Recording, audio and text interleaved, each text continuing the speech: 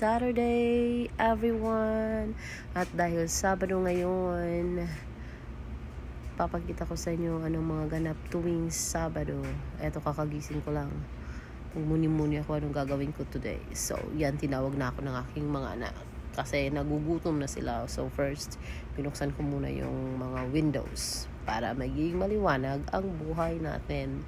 At then, nag-prepare na ako ng eggs kasi yun yung request nila, scrambled eggs for breakfast. Nagluto na ako ng kanin at saka nagluto na ako ng scrambled eggs dyan. Ang hirap ng buhay dito sa Jamaica kasi ikaw palagi yung gumagawa ng lahat ng mga gawaing bahay kasi walang tutulong sa'yo.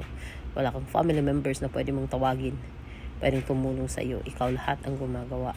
So yan, dapat Sabado nag-sleep in ako kasi walang pasok. Kaya lang tong mga makukulit ang aga nang gumising at nagutom. Kaya nag-request na sila ng breakfast.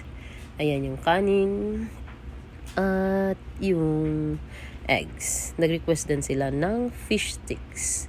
Paborito yan ni Ethan. Gusto niyang kumain ng fish sticks palagi. Para lang yung french fries na, ewan ko,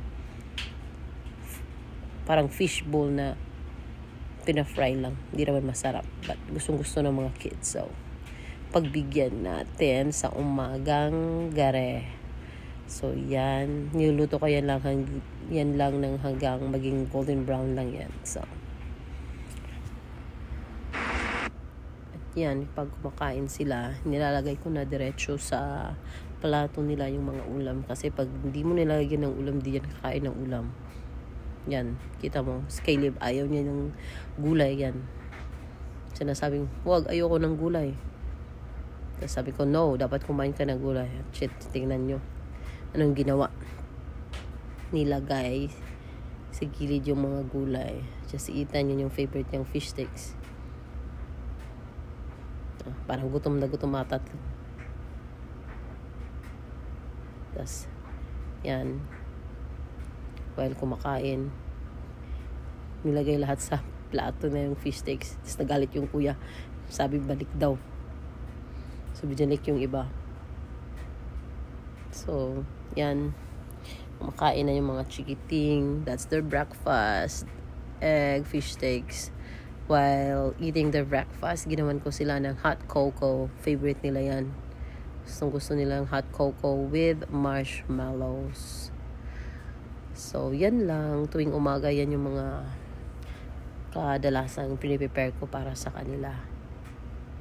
Nakakamay talaga, no? Excuse me sa mga masiselan dyan. Kasi, after ng mga kiddos, of course, ako naman yung magbe-breakfast. So, yung breakfast ko dyan is just bread with Nutella. Yan lang. Tapos si kuya naman, tas si kuya, yung ulam niya, sardinas tsaka pickle. Tas yan, linis-linis na ako ng countertop. Hugas-hugas ng mga pinggan. Buti na lang, may dishwasher tayo dito kasi kung wala, ang daming hugasin. Kaya lang, malaking tulong yung dishwasher na yan. So, after kong nag-dishwasher, nilinis ko at nag-vacuum naman ako dito sa salas. Ang daming kalat kasi yung mga bata naglalaro mga papel, kung anik-anik. So, vacuum tayo. Pagkatapos na mag-vacuum dyan sa salas, kailangan mong linisin lahat ng mga kalat nilang ginawa kasi kanina nag-drawing, nag-cut sila ng mga pieces of paper. So, yan. Ang table, ang center table, ang kalat. So, ligpit-ligpit. Mga books yan nila. Tapos some of those ay mga books ko rin. Mga papers ko galing school na kailangan kong i-check. Nandyan rin. Tapos pupunas na ako. Linis. OMG. Ang daming kalat. Dito naman tayo sa my TV. While naglilinis, nakikinig ako ng music sa YouTube. Mga love songs lang naman. Para hindi masyadong nakakapagod maglinis. Yan. Pinunasan ko yung TV kasi marami ng mga fingerprints. Ewan ko ba, bakit ang dumi ng TV. Dyan, ang kalat ng mga papel kasi dyan yung tinatago ko yung mga colored papers at mga stuff na kailangan namin sa school. Kaya lang mga bata pag kinukuha yan, kuha lang ng kuha, tas iniwanan lang na nakabuyagyag lahat ng mga gamit. So yan, nag-arrange na naman ako sa mga colored papers na yan kasi ang kalat tingnan. Ang hirap kasi pag marami mga bata, ang kalat ng bahay. After that, yan, yung mga laruan na naman nilinis ko kasi yan, ang kalat ng mga laruan. Yan yung mga stuff na mga books din ni Caleb.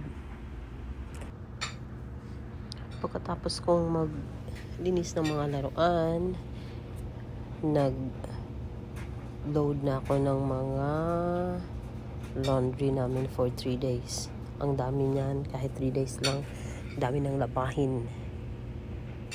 Kasi bihis ng bihis, galing sa school, tas mga pambahay. Yan, lagyan ko na ng sabon, tsaka downy, at nag-start ng maglaba. After that, inahon ko naman yung mga tapos na sa dryer, mga tupiin na yan. Ang dami ng tupiin. After that, naglinis na ako ng shoe rack kasi ang mga sapatos nakakalat lang. Yan, kasi pagdating sa school, iniwanan na yung mga sapatos na nakatiwangwang dyan. Kaya yan, nilinis-linis ko muna para hindi magulong tingnan. Tsaka chinek ko yung mga bata na sa labas naglalaro. Pinalabas ko muna sila kasi naglilinis kasi ako. Hindi ako makaka-concentrate sa paglilinis pag andun sila. Laging nagkakalat. So, doon naglaro muna sila sa labas. So, yan lang yung weekend ganap ko every Saturday. Linis-linis ng bahay, ligpit-ligpit ng mga kalat for the week. And that's it for today's video, guys. Thanks for watching. Don't forget to like, subscribe, and follow me on my YouTube channel. Bye!